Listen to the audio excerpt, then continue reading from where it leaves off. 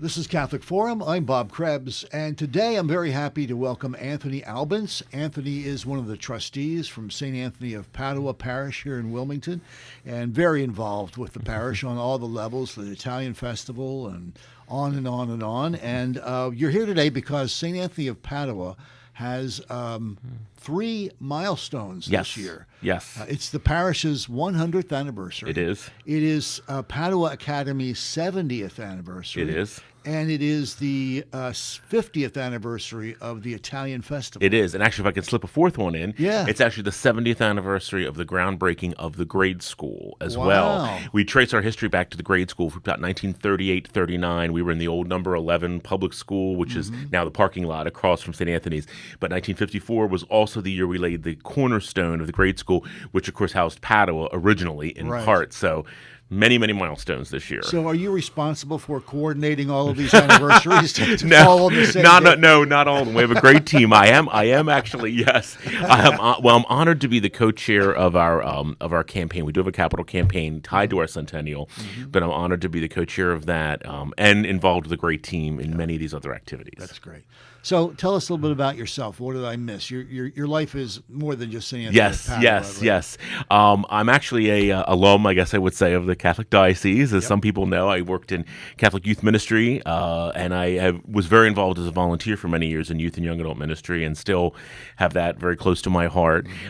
Professionally, I am with the state of Delaware. I'm actually the state election commissioner is my professional role. I've been with elections for 17 years. Wow. It's been that long. It's been a long time, right? It's been a long time. Time flies. It does fly. Yes. We both had a lot less gray. Yes. Back in the day. Yes. I definitely am feeling the gray now. Yes, indeed. But so I do. But I do. You're right, Bob. I do a lot with St. Anthony. It does take up a lot of my time, and I'm very honored to be part of it. So I know that St. Anthony's has quite a history. Give us the a capsulized version of the history of the parish. Sure, absolutely. Well, as is the story in many cities across the United States, of course, here in Wilmington, we had the series of immigration waves of the different countries in Europe. And by the time we were in the late 19th century, a real influx of Italian immigrants had come here. And there really wasn't a home for them. And the bishop at the time of the diocese really was looking for a way to minister to those folks. And in fact, that's kind of how our history became intermingled with the oblates, because the oblates were tapped by the bishop at the time to minister to these newly arrived immigrants and were asked to basically helm this new parish. We didn't have a home. The diocese wanted us to have a home, and that's what ultimately became St. Anthony's. So that's how the oblates became part of our history, and for this last 100 years, we're very honored to have that as well. Mm-hmm. One of the oblates that is closely tied. You have 2 great oblate priests that are closely tied to the parish. It's Father Tucker. Yes. Tell us about Father Tucker. I mean, he was the first pastor, right? Yes, he was, and he was really a larger than life, kind of figure. He, many know him for his connection with Grace Kelly and Prince Rainier of Monaco, and the Oblates still have a presence in that part of the world. He really was instrumental and did some tremendous fundraising. Back in the day, fundraising and fundraising, as they say, go hand in hand. And he was, quite a figure who not only rallied the community together, the Italian American community, but the larger community for support, and was really a revered figure, kind of a larger than life figure, and also a real Renaissance man. I mean, if you look at St. Anthony's Church, he composed, for example, the Stations of the Cross, the text. He was an artist. I mean, he in many ways was a predecessor to, I know, one of the other large names that's coming up, who was another Renaissance man as well, but really just an inspirational member of the clergy, inspirational spiritual leader, and really an inspirational organizational leader who really rallied people at a challenging time to come together, and obviously very successfully. Right. And then the second person is Father Roberto Baldaccelli. Yes, our pastor for almost 3 decades, as a matter of fact, and present actually at St. Anthony's from 1946 until his passing in 2013. So really decades, almost 60 years. Yeah, and he was 100 years old, or he did. I mean, it depends on on how you count it. Yeah, how you may count have it. Been 100 years old. Exactly. He was 100. He had reached 100, certainly back in his native land of Italy, and just about here, as we like to say, he was 100. Yes, old, yeah. Mm-hmm. And just famous for his decades of ministry. Absolutely. And it's funny how the first pastor was Irish, yes, Father Tucker, but he actually recruited Father Roberto. Yes, exactly. Although there was certainly a great well of respect, tremendous respect for Father Tucker and for the clergy of all backgrounds. It was that was I think a mark of the leadership and vision of Father Tucker, that there was that looking ahead, and there was that realization that the community would love to have someone of Italian descent there, and certainly with Father Roberto, and we had Father Mario Bugliosi, and certainly many other Italian clergy over the years, both local and from afar, that really ministered, I think, to the hearts of those Italian immigrants, and as they became, Americanized, if you will, or assimilated into the United States, still had that touchstone with their heritage and their history. And how about you? Are you a lifelong parishioner? I am. I'm actually a fourth-generation member of St. Anthony's. My great-great-grandfather was actually an early parish trustee back in the day. He was one of the early builders with a number of the other leading folks, I guess you would say, or craftsmen of the day. His name's on some of the plaques in the church. And what was his name? His name it was Pasquale Mangillo. Pasquale Mangillo, so the Mangillo family, which is my mother's side, and so I'm fourth generation. In fact, we have a fifth generation of our family at St. Anthony's. My nephew is a student at St. Anthony's School, and his mom, my sister, actually works on the staff of the grade school. So it's really, the family is very closely connected. Yeah. So the church, though, was actually physically built by the Italian immigrant artisans, correct? Yes, it was. And in fact, folks like I mentioned, my great-grandfather, many, many others as well.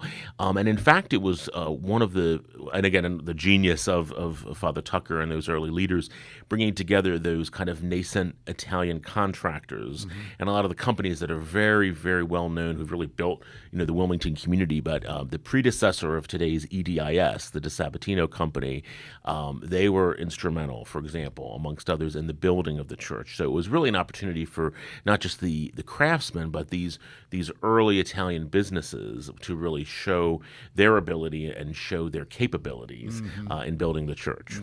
Do you think there was a lot of anti-Italian prejudice back then?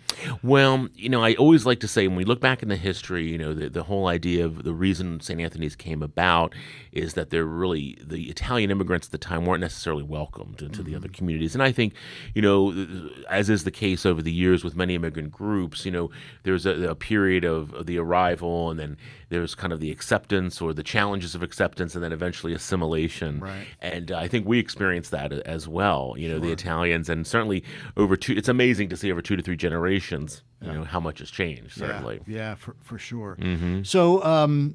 So it was 1924 when the parish was established. Right. Is that when the church was built? Well, we had, it's funny, we have many, many dates. And so we are talking about, our centennial really lasts over a multitude of a few years, in fact, because the church was founded in 1924. It was in March of 25 that the cornerstone was laid. And then it was Palm Sunday of 1926 when the first Mass was celebrated in the church. And when I say the church, it was really the very basic structure at the time, because it took really 20 to 30 years, even a little bit more, if you will, depending on how you measure it, till the church was fully completed, before all the beautiful and ornate architectural elements were in place. And that first Mass on Christmas Eve of 2024 was in a temporary building, actually, that is no longer present, but it would be roughly about behind, if you will, where the present-day rectory is. So. Quite an amazing history. And if our listeners or viewers haven't had a chance to visit St. Anthony of Padua, it is a gorgeous church. And it's in the Little Italy section of the city of Wilmington. And there'll be an opportunity this month in June to pay it a visit. Indeed. So let's talk about next Padua Academy. Yes. How did that come about? Sure. Well, that really was a vision, talking about those visionary leaders, really was a vision of Father Roberto. We had, as I mentioned, a grade school for many years. By that point, about 15 or so years, we had a grade school, and that was a coeducational school. And of course, by that time, one of the other oblate ministries, Salesianum, I'm also an alum there, Right. that had existed for, by that point, almost 50 years. And that was really, the earliest oblate presence in our diocese. There was a need that Father Roberto saw, which really was one of his many, many gifts, was seeing the needs and anticipating the needs, that there really wasn't a place for the women, the girls of the parish to go. Some other schools, such as Ursuline, et cetera, existed, but really largely were out of reach financially for the still kind of struggling immigrant community. And so he really envisioned a school for the girls, for the young ladies of our parish, and that's what became Padua Academy. And that's 70 years ago. Right. It was founded in 1954. Actually, we have, interestingly enough, the first graduating class was 1958, and kind of just a small world. A very good friend of mine, who's our principal at the grade school, Judy White, who graduated a year before I did, and we were neighbors growing up. Her mom is in fact in the first graduating class of Padua in 1958. Still a very active parishioner. Right. So a lot of that family history at St. Anthony's. For sure. And then the Italian Festival. Tell us about that, if you would, please. Certainly. Well, again, it's an interesting history. Just like the grade school, it traces its roots back to the early 1930s, as they used to call it the Carnival or Carnevale in Italian. And it was a small affair, but it's between the church and what became the rectory building much later. Really, it was small. As I mentioned, it had rides. It had a lot of food, a lot of the volunteer-prepared food. It existed for many years. It existed in different forms. It grew. It was a week. It was 2 weeks at one point, And then basically, again, Father Roberto's vision, he had visited a couple of different cities and had been reading about, in the 1970s, there was really the beginning. And again, I go back to that idea of the assimilation. I think at that point, Italians had begun to assimilate, and I think there was a renewed appreciation for Italian culture and the idea to really transform that event into a true Italian festival. So he brought those ideas back, really rallied a lot of at the time, parents in the grade school, including my own parents who were in that original group. And so then the Italian festival began, and it was completely volunteer-driven, volunteer-staffed. It started out with 3 kind of main cafes, as we called them. It grew eventually to be 5, and the land area grew. One of the first areas. I remember this as a very, very young child in kindergarten with my parents and others.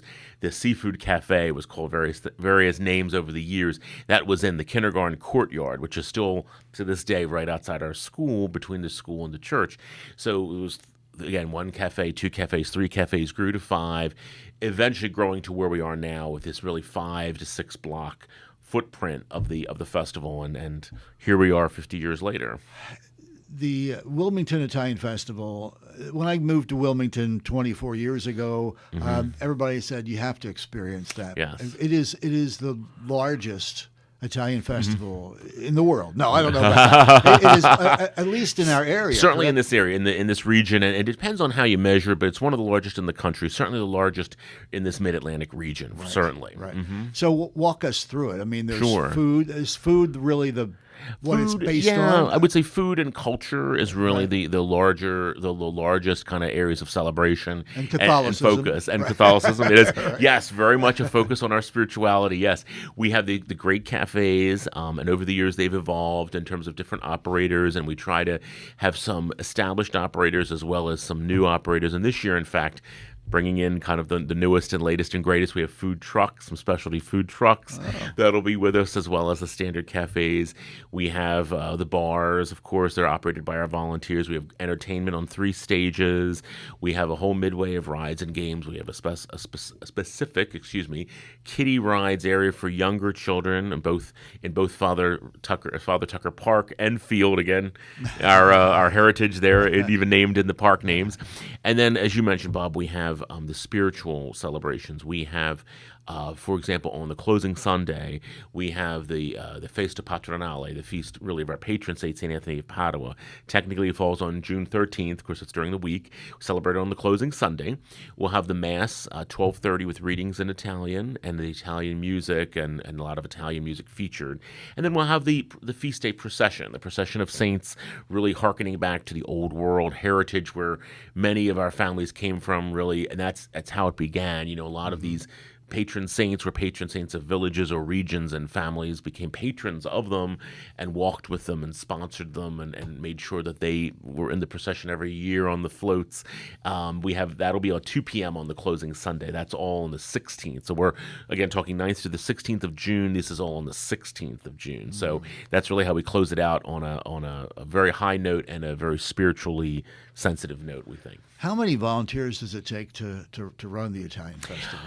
We have about 150 to 200 volunteers a night. Wow. And in terms of attendance, that's our volunteers. There's certainly other volunteers from our vendor partners that are there, and the Midway ride. So you're talking probably 400 to 500 people total on ground, and you can have on any evening we have anywhere from 5,000 to 6,000. On our largest evenings over the course of the whole night, we could have 12,000 or 13,000 people over the entire 5 or 6 hour span in the evening. Wow. So they're large crowds. Yes. Yeah, absolutely.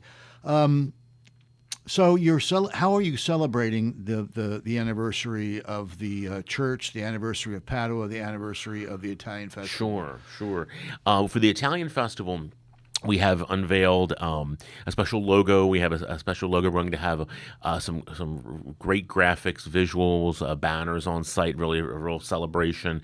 Working on a couple special events that we're still in the process of finalizing right now. That'll help us mark that for the festival. Now, for the centennial, we are actually embarking on a centennial campaign. It does involve some fundraising, as you might imagine, a capital campaign, and we're reaching out to a lot of our legacy families. That's really a unique feature, I would say, for St. Anthony's because of that close connection with the Italian community. So many in the Italian community have a connection to St. Anthony's, even if it isn't their home parish per se. They may celebrate, life milestones, baptisms, weddings, etc. here. We are in the process right now, and it's been underway for several months, where we're connecting and reconnecting with a lot of our legacy families. We're inviting them back. We do have a program that we are working on, really, that's focusing on our viability, our sustainability for the next 100 years. As you can imagine, with a large physical plant, with older buildings that need some maintenance, we've been very blessed to have a great state of maintenance in our physical plant, but we have some projects we need to accomplish, and we're also looking at our financial stability for the future, as well as our focus on the educational institutions, our grade school and Padua Academy, and their sustainability into future generations. Right. So we're inviting a lot of our parishioners and our legacy families to celebrate with us, and we're still planning some fun events, and they're still under development. But as I mentioned, we're fortunate because we have 1-2+ years of celebrations we can spread this out over. Right. So lots of fun coming. And Padua Academy as well.